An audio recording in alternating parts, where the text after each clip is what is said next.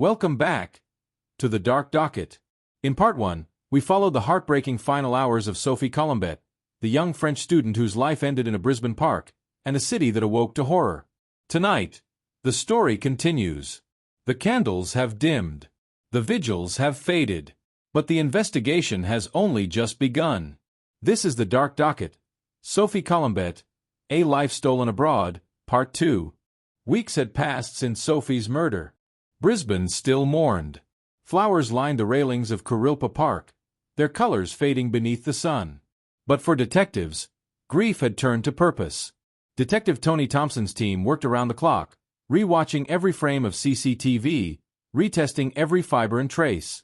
They knew answers were buried somewhere in the data, and they refused to stop searching. Then, a name emerged: Mamadullo Abdurasalov, a 19-year-old student from Kyrgyzstan. A witness recalled seeing him wandering near the park that night. CCTV confirmed it, a shadow following Sophie across the Goodwill Bridge. Within days, police moved in. He was found in an abandoned house by the river. Inside, Sophie's laptop, her phone, and blood-stained clothing. Confronted with the evidence, Abdurasalov confessed. He said he'd been drinking heavily, lost control, and lashed out in anger. He didn't know her name. He didn't speak her language. Yet his violence ended a life full of promise, and scarred a city forever. For the detectives, the relief was hollow. Justice would have to be earned in court.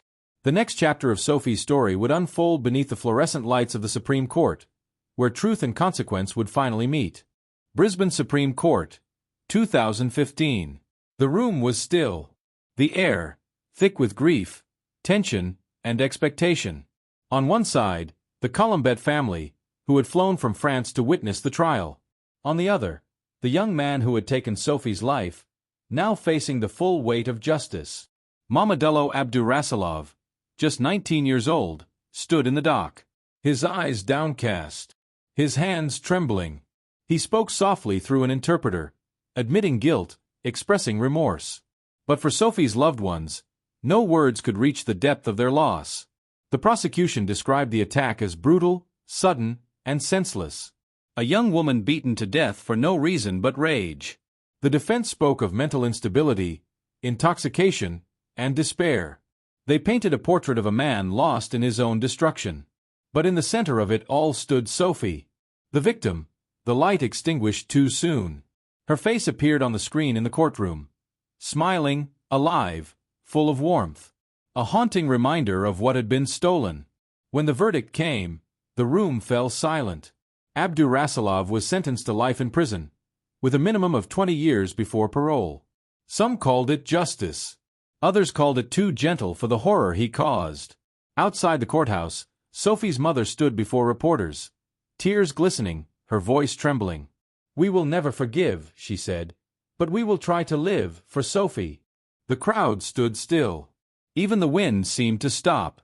Brisbane had justice, but not peace. Time passes. The headlines fade. The world keeps moving, but for those who loved Sophie Collombet, time stopped in March 2014. What remains is memory, and the quiet question of why. In the months following her death, Brisbane began to change. More lights were installed along the Goodwill Bridge. Security cameras expanded across the parklands. Students walked together at night, no longer alone. And every year since, on the anniversary of her death, candles have returned to Kurilpa Park. Dozens of people, many who never even knew her, gather beneath the same gazebo where she was found. They light candles, leave flowers, and whisper her name. Sophie. At Griffith University, her classmates established a scholarship in her memory, to help other international students chase the same dreams Sophie once had. Her professors remember her laughter in lectures, her kindness to others, and the way she spoke about wanting to help the world. Though her life ended far from home, Sophie's spirit became a bridge between two nations, France and Australia, bound together in shared sorrow and shared love. Her family still visits Brisbane. Her mother often says she feels Sophie in the breeze by the river, that she still walks there, smiling, free. And perhaps that's the truest form of justice. Not what happens inside a courtroom, but how a city chooses to remember. Sophie Collombet was only 21 years old. She came to Australia to learn, to live, and to dream. What was stolen that night cannot be replaced. But through remembrance, through compassion, her story lives on, as both a warning and a light. You've been watching the Dark Docket. Thank you for joining us in remembering Sophie's story, a life that ended too soon, but continues to inspire change. If you believe stories like hers deserve to be told, please like, share, and subscribe.